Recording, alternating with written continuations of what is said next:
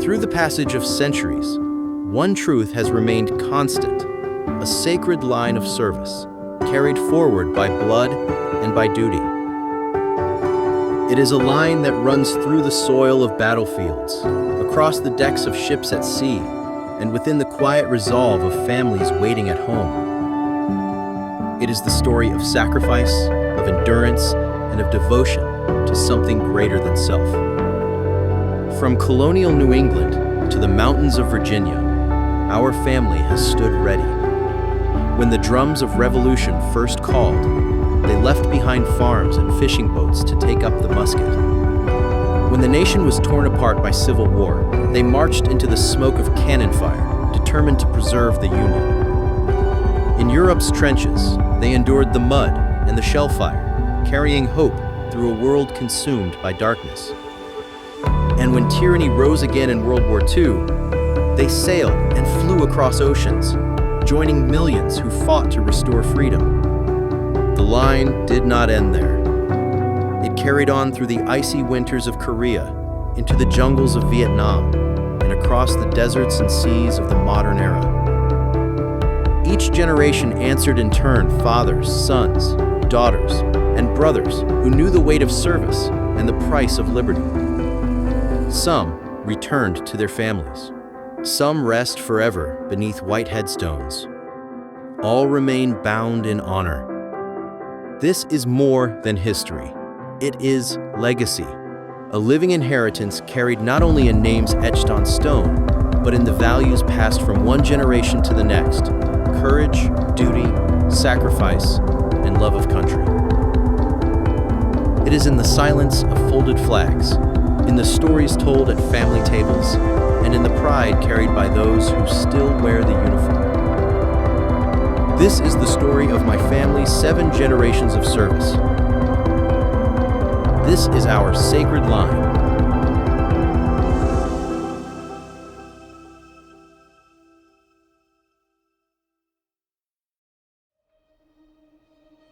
In 1776, a young fisherman named Daniel Gott Jr. shouldered a musket for the Continental Army. He marched with the 26th Regiment through the bitter winters of the Revolution. Every step forward brought us closer to death, but also closer to liberty. We fought so that freedom would take root in this new land. When independence came, Daniel returned to Maine and the sea that raised him, only to drown in 1814 while fishing near Gott's Island. His patriotism and his death show the thin line between everyday life and the sacrifices demanded of a young nation.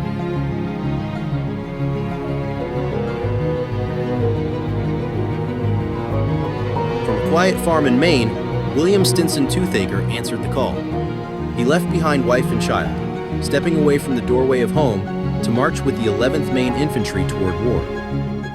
In the mud and smoke outside Richmond, he stood shoulder to shoulder with his comrades. Behind earthen walls, their muskets braced. They endured the thunder of cannon and the fury of battle. In August 1864, William heroically fought at the Battle of Deep Bottom, north of Petersburg, Virginia. Under blistering fire, his regiment advanced through smoke and shell, holding the line against fierce resistance. Struck in the chest, he was carried from the field to the vast City Point Field Hospital, where the wounded lay by the hundreds. There, on August 14th, he succumbed to his wounds. He was laid to rest at City Point Cemetery in Hopewell, Virginia, one among thousands who fell before Petersburg.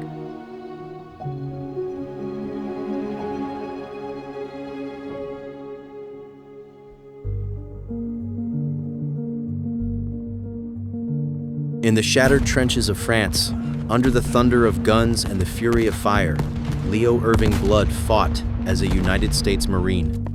But his path began in 1917, when he enlisted in Norfolk, Virginia.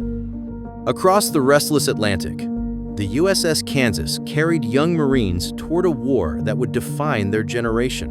In Coublan, France, Leo completed his training, preparing himself and his comrades for the brutal realities of trench warfare. Leo and his fellow Marines shuffled through the training trenches, their boots sinking into the thick mud as they learned the harsh lessons of trench warfare. Every step was a lesson how to move without bunching together, how to keep low under the wooden supports, how to watch for signals and respond without hesitation. The air smelled of damp earth and sweat, not yet the smoke of battle.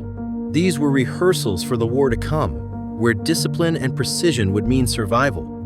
For Leo, each drill etched the reality deeper. The war was no longer an ocean away. It was here, in the narrow walls of the trench, in every shouted order, in every cautious step forward. He fought with the famed 5th Marine Regiment in the Aisne, Saint-Mihiel, and Meuse-Argonne offensives, and took part in the occupation of the German Rhineland from November 1918 to August 1919. In 1944, Frederick took his place behind the microphone at W2 USA, the amateur radio station of 1st Army Headquarters. From Governor's Island, his steady voice carried orders, reports, and words of encouragement across the airwaves to soldiers and families alike. This is W2 USA, Headquarters 1st Army, Governor's Island, New York. We have an important message. From New York came new orders, and with them, a voyage across the Pacific to Japan. Weeks at sea carried Frederick from familiar shores to a world forever changed. He writes in a letter home, "We have sailed up the coast of Japan to Nagoya, the nation's second largest city. We haven't been ashore yet, and it's been nearly a month on this ship. The sunrise is beautiful now. I see why they call it the land of the rising sun. I've seen Japanese planes, even a carrier loaded with troops, and so many sunken ships here, one with its stern still sticking out of the water. With nearly 50 American ships in this harbor, some already loaded with men, it feels crowded and dangerous." Again, change was on the horizon for Frederick. After his service at the Army's WPTO radio station in Osaka, Japan, Frederick returned home in 1947. Waiting for him were his wife Muriel, Martha, Helen, Jojo, George, and little David. Today, Frederick rests peacefully in a quiet cemetery overlooking Boothbay Harbor, Maine, with a sea breeze moving gently through the pines, a final homecoming where silence and honor keep watch over his memory.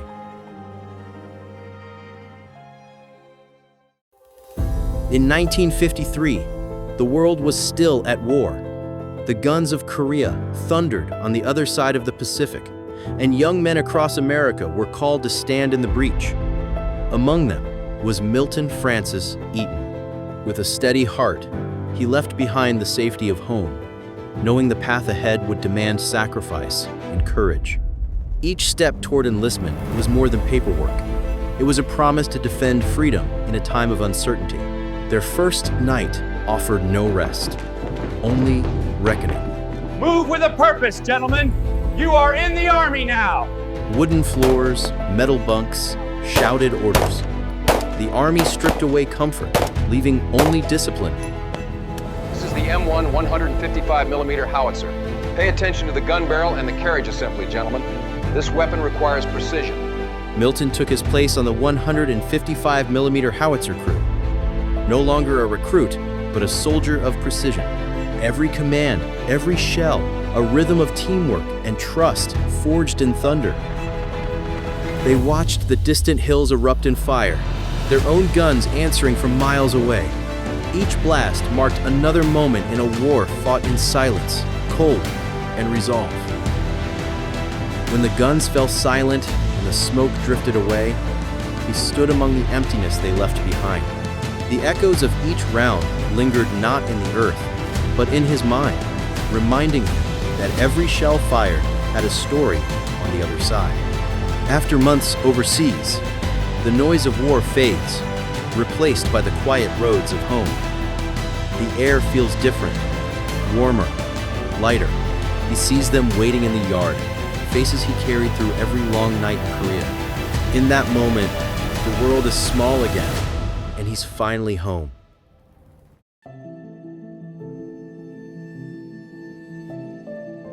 Sometimes, the silence that follows a war is louder than the battle itself. I still feel the weight of the ones who never came home, my brothers whose life was swallowed by the jungle. I've spent a lifetime asking why I was spared when they were not. Every dawn feels borrowed, every breath a reminder that survival isn't freedom. It's a promise to live for those who cannot. Their memory will always live inside of me. I will never forget them.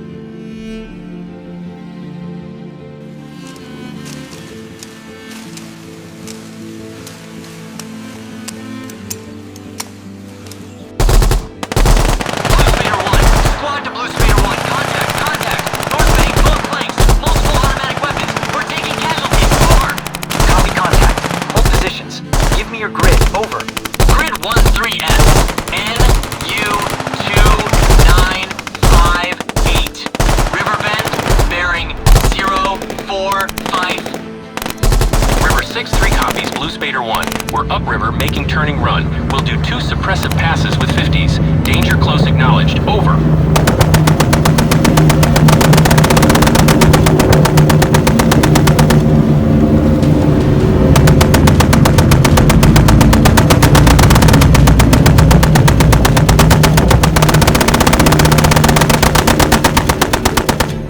In 1965, David McCown enlisted in the United States Army. 2 years later, he was deployed to Vietnam, assigned to Company A, 1st Battalion, 26th Infantry Regiment, 1st Infantry Division. Known as the Blue Spaders of the Big Red One, they operated from Quan Loy, where each day was a test of endurance, courage, and brotherhood. In the jungle, every step could be your last.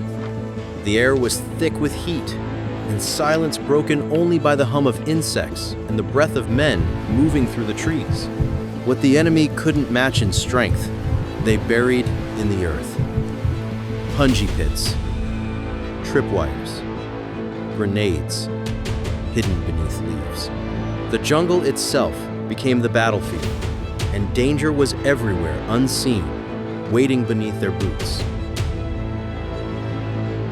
David never spoke much about Vietnam. Only a few ever heard the stories, the real ones, the kind that linger in the shadows long after the guns have gone quiet.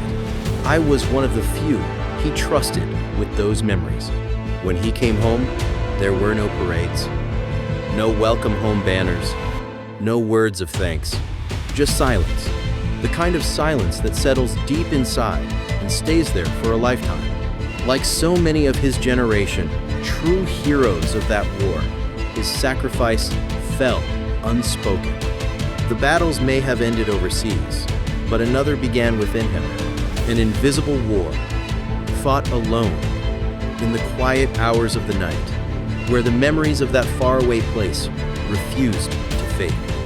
Yet even in that silence, there was strength, the quiet kind that never asks for recognition, the kind that carries on, day after day, with dignity and resolve.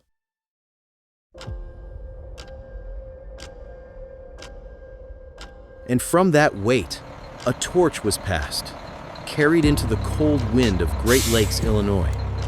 I kept thinking to myself, did I make the right decision?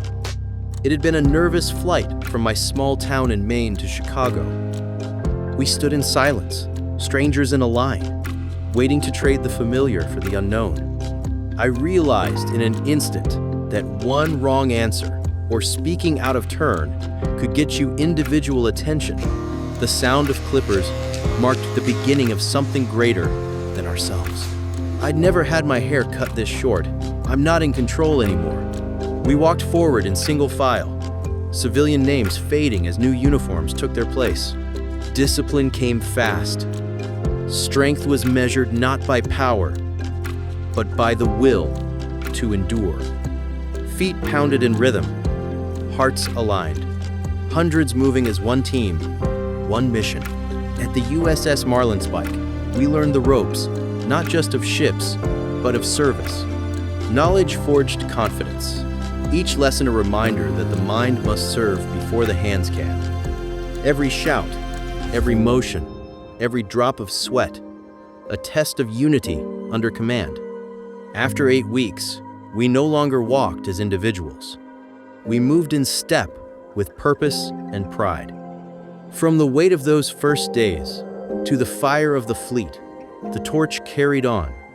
We would call ourselves United States Navy sailors.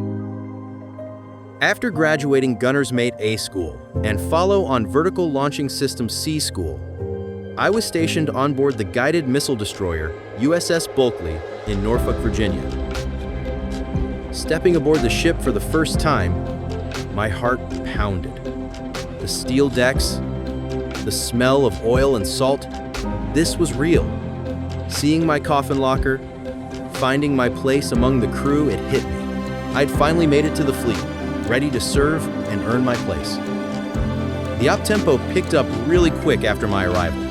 Less than a month after reporting aboard, we left Norfolk. Sailing across the Atlantic Ocean was one of the coolest experiences of my life. The slow rocking of the ship put me to sleep at night. The endless fire and man-overboard drills kept our skills sharp. And of course, the maintenance. The never-ending stream of maintenance to keep not only the weapons on board the ship clean, but our CM Division's piece of the ship's warfighting capability, the missile launchers ready for action. In time, the nerves faded, replaced by a sense of belonging. We learned each other's strengths and weaknesses, moving as one to accomplish the mission. Long hours on watch, laughter in the mess, trust built in the quiet moments between the chaos. In distant ports, we walked foreign streets, tasting new cultures, living brief chapters in faraway worlds. The friendships forged there became more than memories. They became family, bonds that have carried me through every sea and every season since. As my time on active duty came to an end, a new horizon opened before me. In 2011, I began a new adventure, stepping into the Navy Reserves. A new command, new qualifications, and new sailors to lead and learn from. My journey with the Maritime Expeditionary Security Forces had begun, a call to continue the mission, to protect from secure harbors around the world and outward to sea, and to forge strength in a new kind of service. Service with the Mezron community carried me far beyond familiar shores, to the heat and dust of the United Arab Emirates, the endless sands of Kuwait, and the rugged coastlines of Djibouti, Africa. Each deployment tested endurance and resolve. The sting of desert winds, the weight of armor under a relentless sun. Yet in every port, every mission, there was purpose. Side by side with my shipmates, we stood watch in places few will ever see, bound by duty, trust, and the quiet pride of those who guard the seas from those patrol boats and every high-value asset we protected.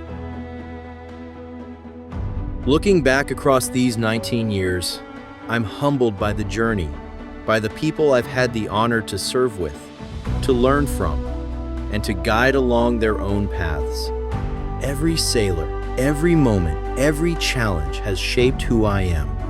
However much of an impact I may have made on others, their impact on me has been far greater. The story of my service is not yet finished. It continues with every mission, every handshake, and every new generation of sailor that takes the watch. Across the years and the miles, I've stood beside men and women who've carried their own sacred lines of service. Some trace their roots through generations of uniforms, medals, and folded flags. Others are the first in their family to take the oath. But heritage isn't measured in lineage alone. It's found in the weight of the gear we've shouldered, the nights we've stood watch, the lives we've protected. Each of them, every sailor, every Marine, every soldier and airman, has added their own thread to this long, unbroken line. No matter how far back that line reaches, its meaning is the same: to serve, to sacrifice, and to stand for something greater than ourselves. And though our paths have crossed in deserts and on distant seas, we are bound forever by that shared promise, the one that defines us all. This is the line we share. Across oceans and deserts, forests and frozen seas, service takes many forms. It wears different uniforms, speaks with different accents, but shares the same purpose: to stand for something greater than self, to protect what many will never see. From the decks of ships that cut through distant waters to the skies, where contrails mark the edge of courage. From soldiers in the mud to airmen above the clouds, each heartbeat carries duty's rhythm. Side by side with allies who raise their own flags in our defense, they march, fly, sail, and serve not for glory, but for one another. At home, families wait, counting days, whispering prayers, keeping the lights on. Their service is quiet, but no less brave. To the medics who heal, the engineers who build, the sentries who guard, your strength keeps us whole. To those who stand, watch while others sleep. Thank you to those who served once and still carry the weight. We remember. To those who serve now, shaping the next generation, we salute you. To those who gave their all, your names live on in every dawn flag raising. Service is not confined to borders. It is a bond that unites nations in shared resolve. Every uniform, every flag, every hand raised in oath, part of one human promise: that freedom endures when good people choose to stand together. From every field, ship, post, and home, we thank you for your service.